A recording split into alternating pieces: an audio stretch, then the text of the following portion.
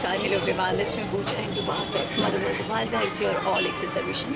आज है 22 तारीख और आज भी ठंडी मुंबई में ऐसा हो रहा है कि फरवरी में गर्मी जो है, आपने सुना होगा, कई लोग बोल रहे हैं कि बहुत ज़्यादा हीट हो गई है। ये फरवरी का हालत है, तो फिर सोचिए क्या होगा हमारा मई में या अप्रैल में। तो वैसे मैं बता दूं कि अप्रैल मई की टेंशन मत लीजिए, आपके ऊपर एग्ज़ाम का प्रेशर काफ़ी ज़्यादा भारी होगा और तब आपको ज़्यादा नहीं लगेगा। दूसरी चीज़, ये एक मजाक था लेकिन फिर भी हर चीज़ जल्दी हो रही है, तो हो सकता है कि बारिश भी मई तक आ जाए और जून में तो हम एग्ज़ाम देने ही वाले हैं, जुलाई में हमारा रिज़ल्ट आ जाएगा और पता चलेगा कि हमने कितने अच्छे से प्रिपरेशन की।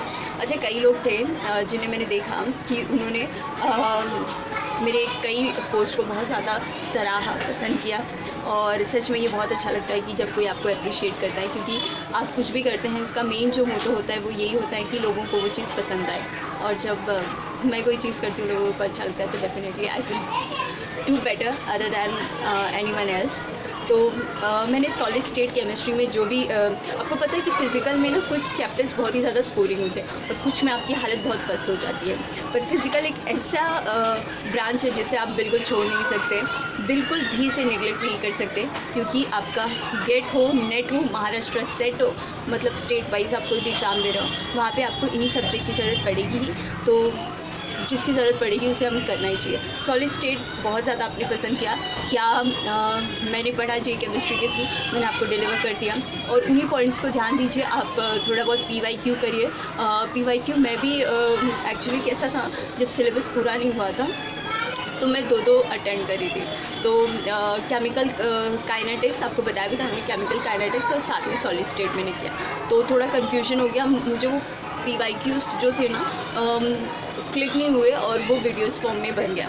तो मैं आपको थोड़ा बहुत प्लेलिस्ट में बना दूँगी कि उसमें खास करके उसमें यही आता है, लेटेस्ट जो पॉइंट्स होते हैं वो कैलकुलेट करने होते हैं और आसान आता है। और याद रखिए 4 मार्क्स के में ही वो क्वेश्चंस आते हैं, तो जितना अच्छा से आप इसको स्ट्रॉन्ग कर लेंगे तो आपको अच्छा ही होगा आगे।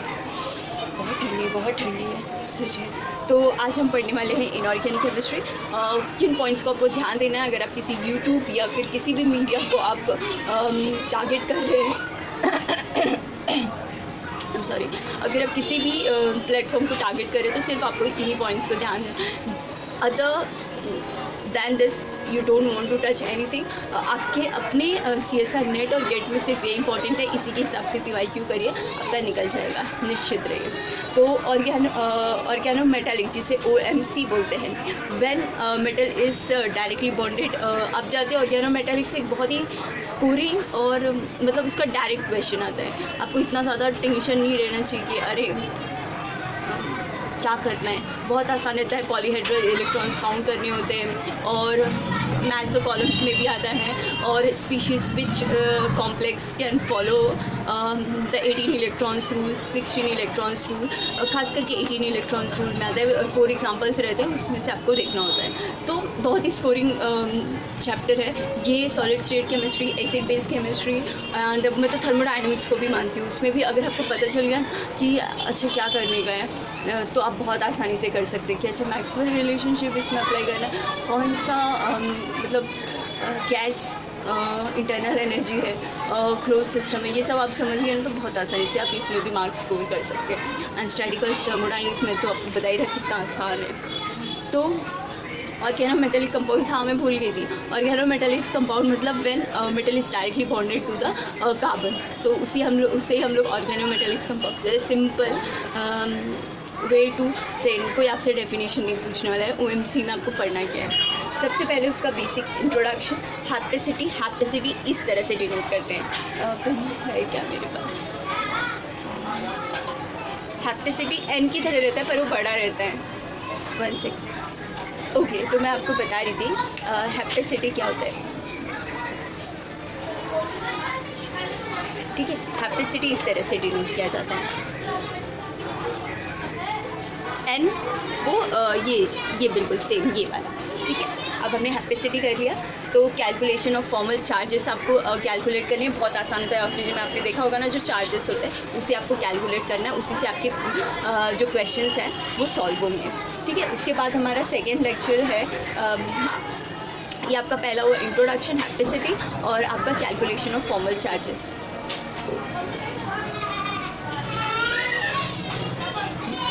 और सेकेंड आपको पढ़ना है इलेक्ट्रॉन इलेक्ट्रॉन कंट्रीब्यूशन। उसमें दो चीज़ आपको पढ़ना है, electron contribution of ligands, electron counting organometallics compound और न्यूट्रल आयोनिक मेथड। एक्चुअली इसे बड़ा ऐसे बता दिए हैं। इलेक्ट्रॉन कंट्रीब्यूशन सबसे पहला जो हमको करने का है वो है न्यूट्रल आयोनिक जो मेथड होता है और आयोनिक मेथड, न्यूट्रल और आयोनिक मेथड दोनों से इलेक्ट्रॉन कंट्रीब्यूशन हमको काउंट करने का है। फिर है 18 इलेक्ट्रॉन्स रूल जो मैं आज आपको बताऊंगी भी। फिर उसके बाद है ब्रिजिंग लिगैंड्स क्या होते हैं, ब्रिज की तरह लिगैंड्स बनाना भी मैं आपको बताऊंगी, आप टेंशन मत लीजिए। Counting number of metal bonds. 6th lecture जो है वो है structure determination of metal cluster, boron और कार्बीन्स। अगर बोला जाए कि जो स्ट्रक्चर मेटल के क्लस्टर होते हैं, एक होता है वेट नॉमेनकल्चर जिसमें हम लोग उसी में हम लोग देखते हैं स्ट्रक्चर ऑफ बोरेन्स एंड कार्बोनेंस। ठीक है, बोरान B2S6 रहता है, B26S6। तो हम लोग क्या करते हैं, B2 ले लेते हैं और H को भी क्या करते हैं उस समय 2 करते हैं। तो वो जो 6 बचा रहता है उसको किस तरीके से एडजस्ट किया जाता है यही हम इसमें देखेंगे। 7th है आइसोलोबल एनालॉजी। मैंने बहुत सारी वीडियोस इस पे बनाई। आइसोलोबल जो होता है वो सेम होता है, सेम जो इलेक्ट्रॉन्स और आयंस होते हैं उनको सेम करने का काम करता है। सिर्फ इतना याद रखना है। Metal carbonyls, reaction of metal carbonyls. और 10th आपका है bonding in Re2Cl2 and oxidative addition, beta elimination and migrative insertion। Total 12 lecture है और इतना अच्छा लेक्चर है ना, मतलब इतने अच्छे तरीके से इसे पढ़ाया मैम ने कि आप इसको ना एक दिन में भी अटेंड कर सकते हैं। मैं इतना बोल रही हूँ, लेकिन मेरे से ऐसा नहीं हुआ है, मैं भले ही बोल रही हूँ। ठीक है, तो मेटल क्लस्टर जैसे कि दिया गया हो RH6 and CO16। अच्छा, ये जब आप कर रहे हो ना तो कुछ बातें आपको एकदम अच्छे से ध्यान रखनी है कि वो अगर आपको नहीं आएगा ना तो बहुत ही प्रॉब्लम हो जाएगी। जैसे ये है, देख रहे हैं आप, ये scandium, titanium, vanadium, chromium, manganese, Fe, cobalt, निकल, कॉपर से ये बहुत ज़रूरी है। खास करके ये जो आपका मन है मैग्नीशियम और TC, मैग्नीशियम, TC और रिया, Fe, रुइडियम एंड ये 7th 8th क्रोमियम, रुइडियम, इरिडियम भी आता है। निकल और ये सब चीज़ें नहीं आती, पर 7 से लेकर के ना, आप 7 में बोल रही हूँ, 5 से लेकर के 9 तक तो बहुत ही आपको आसानी से एकदम आपके बोलते हैं ना टिप्स पे होना चाहिए। आप तुरंत बोले तो मन 7 होता है। मन के साथ कितने हैं तो TC एंड रिया। Fe क्या होता है, आयरन, 8, ऑस्मियम उसी के साथ में है। CO CO की बात की जाए तो RH ER। तो एकदम आसानी से आपको पूरी तरह से आपके टिप्स पे होगा तभी आप ये कर पाएंगे। ठीक है, और दूसरा आपको ये भी चीज़ मेटल क्लस्टर में ही आपको सिखा दिया जाता है, ये N-1 देख लीजिए, N-1 और N+0, N+1, 2, 3, 4, 5, 6। इसी से जब भी आपका कॉम्प्लेक्स का जब हम इलेक्ट्रॉन काउंट करेंगे ना तो उसको हम लोग एडजस्ट करेंगे उसके साथ। जैसे आपको पता ही होगा, मैम ने बताया भी, और ये बहुत ही आसान होता है इस चीज़ को याद करना। SH रहता है, CN रहता है, एरोमेट्रिक हाइड्रोकार्बन्स, मतलब सुपरक्लोजो, हाइपोक्लोजो, क्लोजो, नाइडो, CN मैंने आपको बताया क्लोजो नाइडो, एरोमेटिक हाइड्रोकार्बन्स। तो फिर हम लोग आर्शिनो, हाइपर और क्लैडो कर देते हैं। C भी कहीं कहीं पे आता है और कहीं कहीं पे के। तो total number of electrons, total number of electrons count करना, जैसे RE दिया हुआ है आपको, Re2CO16। ये जो है आपका क्या है, लिगैंड है, तो ये 2 रहेगा, 16 2 32। और फिर आपके पास रुइडियम है, ये 6 नंबर पे है। अब आपके रुइडियम अगर आपको याद नहीं है ना तो बहुत प्रॉब्लम हो जाए। रुइडियम वैसे रहता है 6 नंबर पे, मैं आपको यहाँ पे दिखा भी देती हूँ।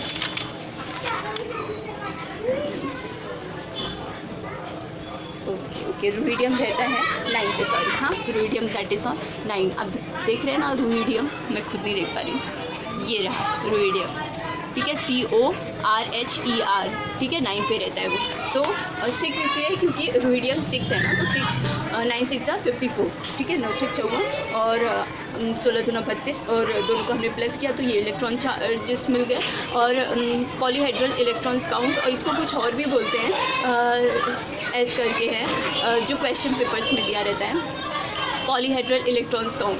तो टोटल इलेक्ट्रॉन्स काउंट होते हैं, उसमें से माइनस किया जाता है 12n 12n अपॉन n, आपको पता ही है नंबर ऑफ इलेक्ट्रॉन्स जो कि 6 थे, और उसके बाद अपॉन 2 से हम लोग इसको डिवाइड कर देते हैं। इसी तरह से मैम ने कुछ एग्जांपल्स करवाए हैं। ऑस्मियम 5, ऑस्मियम का जो मैंने बताया था 8 पे रहता है, 8th नंबर, एंड 5 उसका नंबर है।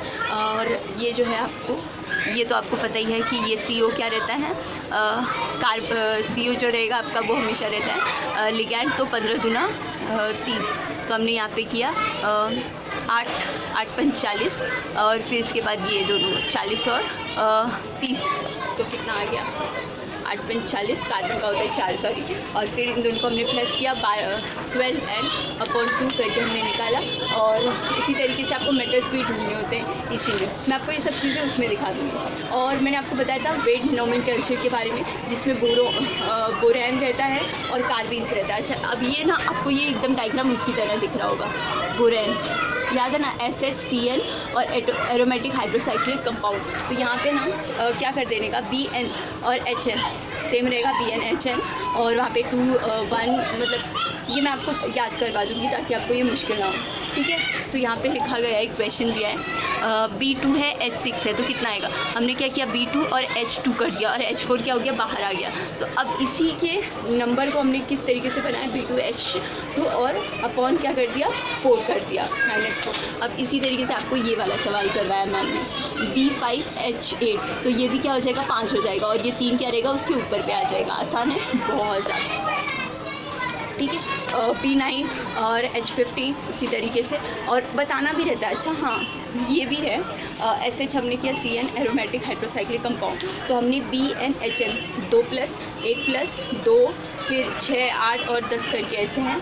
और स्ट्रक्चर ऑफ कार्बन्स भी बताया है। कार्बन जो रहेगा, देखिए यहाँ पर कार्बन क्या है, स्ट्रक्चर ऑफ कार्बीन्स, कार्बन है 2 और हाइड्रोजन 10, बोरॉन 10 और हाइड्रोजन 12। तो क्या किया है हमने यहाँ पर, सबसे पहले क्या किया है, नाइट्रोजन क्या होता है, 7 होता है, 5 2 7, तो BH2 हमने कर दिया, BH2 और B को 10 किया, तो हमको BH2 B8 आया और H10 और H10 आया। उसी तरीके से आइसोलोबल, यहाँ पे आइसोलोबल है, जिसको डिनोट किया जाता है ये वाले साइन से, ये वाला साइन आइसोलोबल एनालॉगी, जिसको हम लोग इस तरह से डिवाइड करते हैं। अब कहते कैसे उसको, और 2 fragments are if they have the same frontier orbital, HOMO जो रहते हैं सेम रहता है, सेम एनर्जी जो रहनी सेम रहनी चाहिए, सिमेट्री भी सेम रहनी चाहिए, both same electrons in their bond fragments. और हाँ, आपको ये भी याद करना होगा, ये मेन और ट्रांजिशन और मेन रहता है, ठीक है। मेन जो रहता है वो हमेशा 1 से 1 2 3 4 ऐसे रहते हैं, और ट्रांजिशन जो रहते हैं 17 18 16 15 14 तक, मतलब 4 तक आता है, ठीक है। और फिर मेटल कार्बोनिल्स के बारे में बताया है,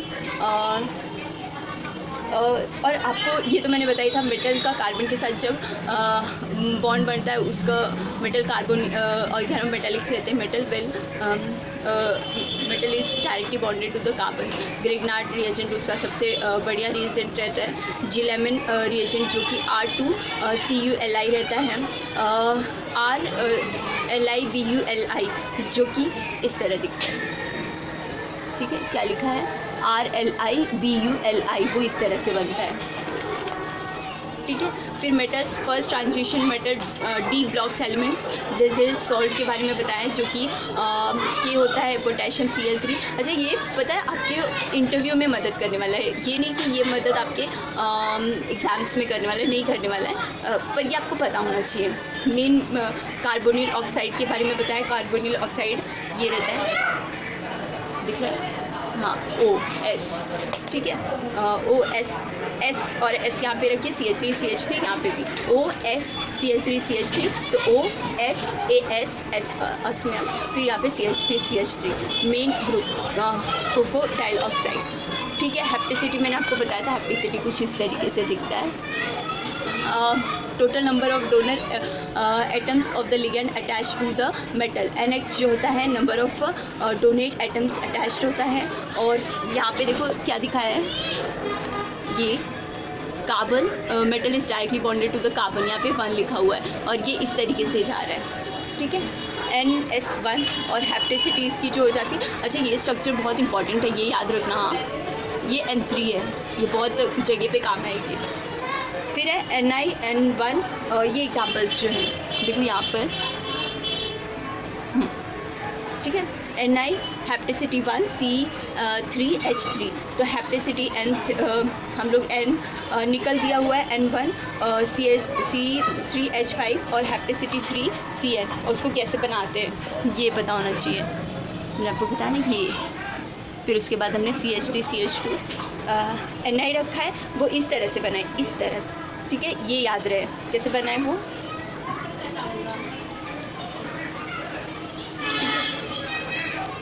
ये याद रहे, ठीक है।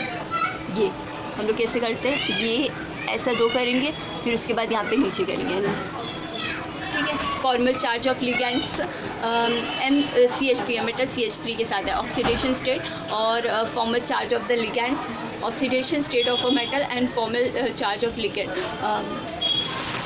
ये मैं आपको कल बताती हूँ फॉर्मल चार्ज ऑफ लिगेंड्स कैसे कैलकुलेट करते हैं, बहुत ही लंबा वीडियो बन गया है। देखो, जितने भी अल्काइल ग्रुप होते हैं उनके जो फॉर्मल चार्ज होते हैं वो हमेशा 1- उनका F फॉर्मल चार्ज होता है। जितने भी अल्काइल ग्रुप होते हैं, याद रहे, जितने भी अल्काइल ग्रुप रहते हैं उनके जो फॉर्मल चार्ज होते हैं वो हमेशा -1 रहते हैं। और यहाँ पे देखो फॉर्मल चार्ज बताया कैसे दिखता है। ये मेटल है और कार्बन, हमने क्या कर दिया यहाँ पे कार्बन के साथ में, कार्बन की वैलेंसी होती है 4, मेटल के साथ तो कुछ वो होगा नहीं। ठीक है, अभी बहुत कुछ बताया है। लोन पेयर जो होते हैं, lone pair equals to sigma bond pi bond का फॉर्मल चार्ज 0 होता है। और लोन पेयर का पाई बॉन्ड सिग्मा बॉन्ड सबका फॉर्मल चार्ज होता है 0। और अल्काइल ग्रुप के फॉर्मल चार्ज होते हैं -1। और नेचुरल अच्छा, लोन पेयर और सिग्मा बॉन्ड पाई बॉन्ड का फॉर्मल चार्ज होता है 0, जिन्हें नेचुरल लिगैंड्स भी कहते हैं, जैसे MnH3। ठीक है, M का यहाँ पे बताया गया है मेटल प्लस। तो electron contribution of ligand contributing compounds. Anti aromatic, मैंने आपको एंटी एरोमेटिक के ऊपर लेक्चर भी दिया था। ठीक है, बहुत सारा भी ऑर्गेनोमेटिक्स से ओवरऑल ये 12 लेक्चर है, लेकिन इसमें बहुत ज़्यादा मैंने लिखा है क्योंकि एग्जाम्पल्स भी बहुत सॉल्व करने पड़े हैं ना, इस वजह से। So that's all in this video. And ठंडी भी बहुत ज़्यादा लग रही है और मुझे भी लेक्चर थोड़ा सा लेने जाने का है। और आपको एप्टीट्यूड की तैयारी करते रहना चाहिए, एप्टीट्यूड की तैयारी तो आप मेरे साथ भी कर सकते हैं। That's all in this video, thank you very much.